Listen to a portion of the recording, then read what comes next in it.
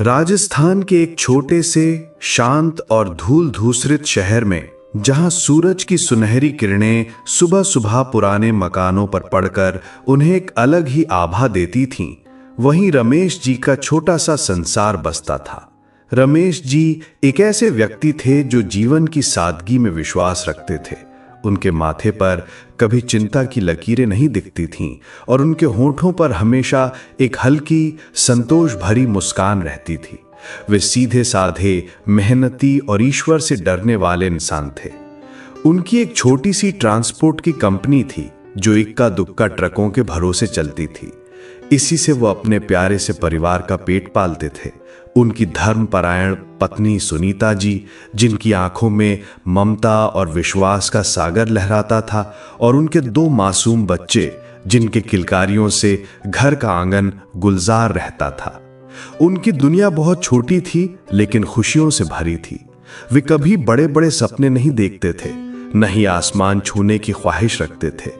उनकी खुशियां तो घर के आंगन में खेल रहे बच्चों की हंसी में, सुनीता के हाथों से बनी गर्मा गर्म रोटी में, और शाम को परिवार के साथ बैठकर की गई छोटी मोटी बातों में सिमटी हुई थी। उनकी कमाई सीमित थी लेकिन दिल में संतोष का अथाह भंडार था। शहर के बाहर उनके पास एक छोटा सा जमीन का टुकड़ा भी था जिसकी कीमत उस वक्त मुश्किल से 5-6 लाख रुपए होगी। ये जमीन का टुकड़ा उनके लिए भविष्य की एक छोटी सी सुरक्षा की तरह था, जैसे एक माँ अपने बच्चे के लिए छोटा सा गुल्लक बनाती है। लेकिन कहते हैं ना, समय हमेशा एक सा नहीं रहता। जीवन की शांत और मधुर धुन में अचानक एक बेसुरी आवाज खुल गई। उनकी हंसती खेलती जिंदगी को जैसे किसी की काली नजर लग गई हो। रमेश जी के ट्रांसपोर्ट के काम में अचानक घाटा होना शुरू हो गया। बाजार में ऐसी मंदी आई कि ट्रकों के पहिए थम से गए। काम मिलना बंद हो गया, जैसे रेगिस्तान में पानी की बूंद भी दुर्लभ हो जाए। ट्रकों की मरम्मत पर बेहिसाब पैसा लगने लगा। हर छोटी मोटी खराबी एक बड़ा बिल लेकर आती थी। डीजल के दाम आसमान छू रहे थे और नए तेज तर्रार प्रतियोगियों ने उनका काम लगभग ठप कर दिया था। रमेश जी का छोटा सा व्यापार, जो कभी उनकी रीढ़ की हड्डी था, अब रेत की दीवार की तरह ढह रहा था। रमेश जी ने अपने डूबते हुए व्यापार को बचाने के लिए दिन रात एक कर दिया। वो सुबह सबसे पहले उठते और रात को सबसे आखिर में सोते थे। उन्होंने हर दरवाजा खटखटाया, हर मुमकिन कोशिश की, लेकिन हर कोशिश नाकाम हो रही थी। ऐसा लग रहा था जैसे किस्मत उनसे रूठ गई हो। घर का चूल्हा जलता रहे और बच्चों के चेहरे पर मायूसी न आए, इसके लिए रमेश जी ने कर्ज लेना शुरू कर दिया। पहले बैंकों से छोटे मोटे लोन लिए, इस उम्मीद में कि हालात सुधरेंगे। फिर अपने पुराने दोस्तों और रिश्तेदारों से मदद मांगी, अपने स्वाभिमान को ताक पर रखकर।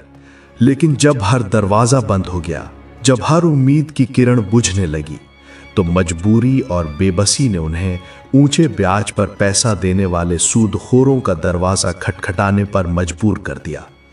उनके मन में एक छोटी सी उम्मीद थी, एक मासूम सा ख्वाब था कि ये मंदी का दौर जल्द ही खत्म हो जाएगा, उनका काम फिर से चल पड़ेगा और वो सबका कर्ज चुका देंगे। लेकिन उनकी ये उम्मीद ही रह गई। हालात बद से बदतर होते चले गए, जैसे कोई दलदल में फंसता चला जाए। देखते ही देखते कर्ज का पहाड़ उनके सिर पर आ गिरा। 10 लाख, 20 लाख, 30 लाख और फिर एक दिन पूरे 40 लाख रुपए का पहाड़। ये रकम उनके लिए एक भयानक सपने की तरह थी, एक ऐसा काला साया जिसने उनकी सारी खुशियां निगल ली थी। रमेश जी और सुनीता जी की रातों की नींद हराम हो गई थी। तकिए पर सिर रखते ही कर्ज के आंकड़े और सूदखोरों की डरावनी शक्लें आंखों के सामने तैरने लगती थीं। हर सुबह एक नया डर और एक नई चिंता लेकर आती थी। बच्चों की स्कूल की फीस, बिजली का बिल, घर का राशन, हर छोटी जरूरत एक बड़ी चुनौती बन गई थी, जिसे पार करना अब असंभव सा लगने लगा था।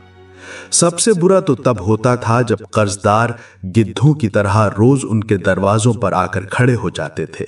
वे गंदी गंदी गालियां देते, अपमानित करते और फोन पर धमकियां देते। हमारे पैसे कब देगा? अगर पैसा नहीं दिया तो अंजाम बहुत बुरा होगा। तेरी औकात क्या है? जमीन बेच, घर बेच, कुछ भी कर, हमें हमारे पैसे चाहिए। ये डरावने शब्द रमेश जी के कानों में हर पल गूंजते रहते थे, उनकी आत्मा को छलनी करते रहते थे। जो रमेश जी कभी हंसमुख और जिंदा दिल हुआ करते थे, अब गहरे डिप्रेशन में जा चुके थे। उनका चेहरा मुरझा गया था, शरीर कमजोर हो गया था और आंखों में एक अनंत उदासी छा गई थी, जैसे किसी ने उनके जीवन का सारा रंग छीन लिया हो। कभी कभी तो उन्हें लगता कि इस असहनीय दर्द से छुटकारा पाने के लिए अपनी जान दे देना ही एकमात्र रास्ता है, जैसे एक थका हुआ यात्री अपनी यात्रा समाप्त करना चाहता हो। लेकिन फिर अपनी पत्नी सुनीता के मजबूत इरादों और अपने मासूम बच्चों का चेहरा देखकर वो किसी तरह हिम्मत जुटा पाते थे। उन पर जीवन जीने का नया अर्थ मिलता था। सुनीता जी, जो ईश्वर में अटूट विश्वास रखती थीं, इस मुश्किल घड़ी में भी अपनी आस्था से नहीं डिगी। उनका विश्वास हिमालय की तरह अडिग था। वो अक्सर चुपके से शहर के छोटे से मंदिर जाती, जहां बाबा श्याम की एक छोटी सी प्रतिमा स्थापित थी। वो वहां बैठकर घंटों आंसू बहाती और अपने परिवार को इस संकट से उबारने के लिए दिन रात भगवान से प्रार्थना करती थीं। वो जानती थीं कि अब कोई इंसानी ताकत नहीं बल्कि कोई दैवीय चमत्कार ही उन्हें इस दलदल से बाहर निकाल सकता है। एक शाम जब रमेश जी और सुनीता जी घर में अपनी परेशानियों पर बात कर रहे थे, उनका मन बहुत अशांत था। निराशा के बादल उनके घर को घेरे हुए थे। तभी उनके एक पुराने पड़ोसी शंकर लाल जी, जो एक बहुत ही नेक और शांत स्वभाव के व्यक्ति थे, उनसे मिलने आए। शंकर लाल जी ने उनके चेहरों की उदासी और घर में पसरी मायूसी को तुरंत भांप लिया। उन्हें महसूस हुआ कि इस घर पर कोई गहरा संकट आया है। उन्होंने बड़े प्यार से उनकी परेशानी का कारण पूछा, जैसे कोई बड़ा भाई अपने छोटे भाई का दुख पूछता है। रमेश जी ने हिचकिचाते हुए अपनी सारी व्यथा उनके सामने रख दी। कैसे उन पर 40 लाख का कर्ज है, कैसे लोग उन्हें परेशान कर रहे हैं और कैसे अब उनके पास कोई रास्ता नहीं बचा है।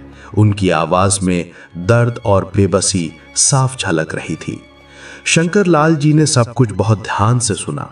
उनके चेहरे पर जरा भी घबराहट नहीं थी, बल्कि एक अजीब सी शांति थी, जैसे उन्हें पहले से ही इस समस्या का समाधान पता हो। उन्होंने रमेश जी की आंखों में देखकर एक शांत मुस्कान के साथ कहा, रमेश भाई, हिम्मत मत हारो। जब इंसान के सारे रास्ते बंद हो जाते हैं, जब उसे लगता है कि अब कोई सहारा नहीं, तभी ऊपर वाला ही कोई रास्ता दिखाता है, तभी उसकी कृपा बरसती है। मैं तुम्हें एक बहुत सच्ची बात बताता हूं, जिसका मैंने खुद अनुभव किया है। तुम खाटू श्याम जी से सच्चे दिल से गांठ बांधकर कुछ भी मांग लो तो वो मन्नत जरूर पूरी होती है। बाबा हारे के सहारे हैं, वो कभी अपने भक्त को निराश नहीं करते। रमेश जी और सुनीता ने हैरानी से एक दूसरे की ओर देखा। गांठ बांधकर मन्नत, वो कैसे? उन्होंने पूछा। उनके अंदर एक नई छोटी सी आशा की किरण जागृत हुई थी। शंकर लाल जी ने उन्हें विस्तार से समझाया, देखो भाई, तुम एक लाल रंग का छोटा सा कपड़ा लेना, उसे अपनी मुट्ठी में कसकर पकड़ना और बाबा श्याम की तस्वीर के सामने हाथ जोड़कर बैठ जाना। अपनी पूरी समस्या, अपने 40 लाख के कर्ज से मुक्ति की प्रार्थना करना, अपने मन का सारा दुख, सारी पीड़ा उनके सामने रख देना और मन में यह संकल्प लेना कि जब तुम्हारा यह कर्ज उतर जाएगा, तब तुम पूरे परिवार के साथ खाटू धाम जाकर बाबा को धन्यवाद दोगे और यही कपड़ा उनके चरणों में अर्पित करोगे। ये कपड़ा तुम्हारे विश्वास की गांठ होगी। देखना, बाबा तुम्हारी पुकार जरूर सुनेंगे। रमेश जी, जो निराशा में डूबे हुए थे, पहले तो विश्वास नहीं कर पाए। उनका तार्किक मन इस बात को मानने से इनकार कर रहा था। ये सब अंधविश्वास है शंकर लाल जी, 40 लाख का कर्ज एक कपड़े की गांठ से कैसे उतर सकता है? लेकिन सुनीता जी का विश्वास अटूट था। उनके लिए ये एक आखिरी उम्मीद की किरण थी। उन्होंने अपने पति को समझाया कि सुनिए जी, जब सारे रास्ते बंद हैं, जब कोई और सहारा नहीं दिख रहा, तो एक बार ये उपाय करने में क्या हर्ज है? इसमें हमारा कुछ जाएगा तो नहीं? क्या पता बाबा श्याम ही हमारे आखिरी सहारा हो। आखिरकार रमेश जी अपनी पत्नी के अकोट विश्वास के आगे झुक गए। अगली 11 को सुनीता दी ने शंकरलाल जी के बताए अनुसार पूजा की तैयारी की। उन्होंने एक छोटा सा लाल कपड़ा लिया और बाबा श्याम की तस्वीर के सामने बैठ गईं।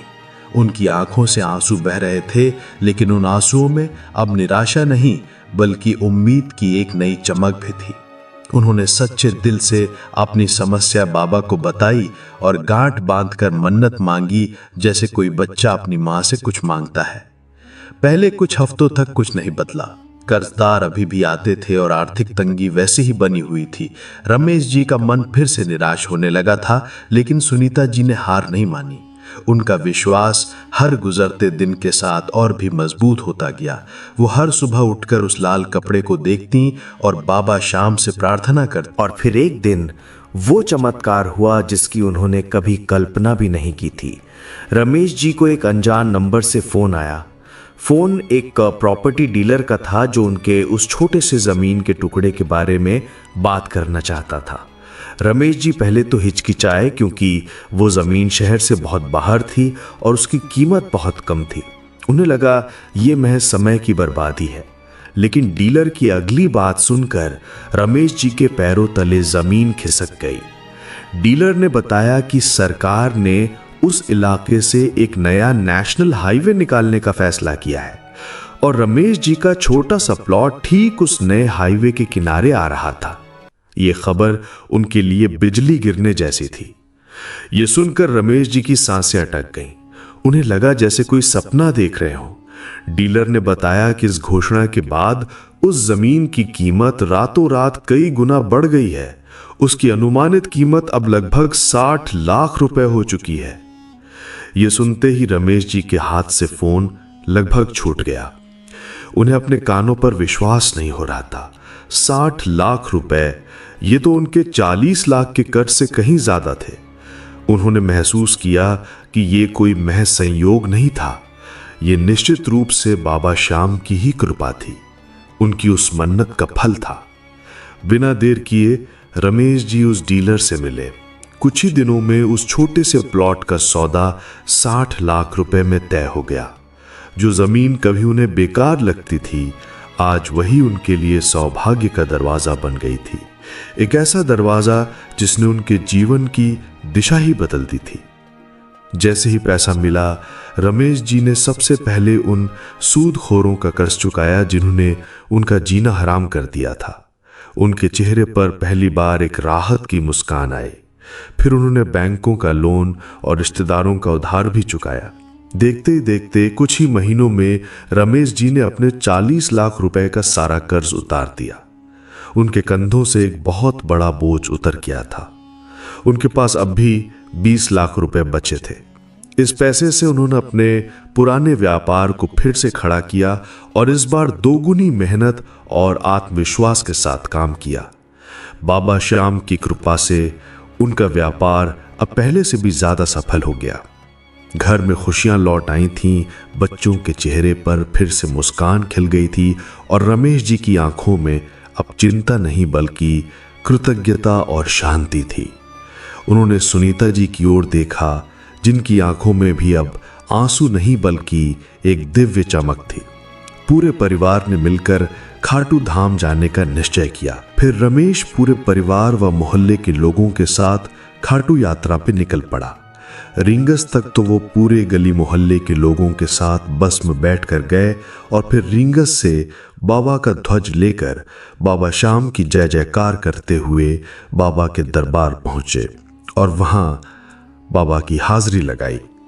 वहां पहुंचकर रमेश जी ने श्रद्धापूर्वक उस लाल कपड़े को बाबा श्याम के चरणों में अर्पित किया, जैसे कोई भक्त अपना सर्वस्व अपने आराध्य को समर्पित करता है। उन्होंने बाबा श्याम का दिल से धन्यवाद किया, क्योंकि उन्होंने सिर्फ उनका कर्ज ही नहीं उतारा था बल्कि उन्हें जीवन में फिर से विश्वास और उम्मीद का पाठ भी पढ़ाया था।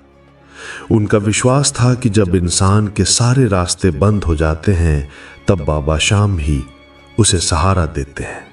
प्रिय मित्रों, जो भी बाबा का भक्त इस वीडियो को देख रहा है, हम बाबा शाम से हाथ जोड़कर प्रार्थना करते हैं, बाबा उनका दामन खुशियों से भर दे और उनका जीवन सदा आनंदमय रहे।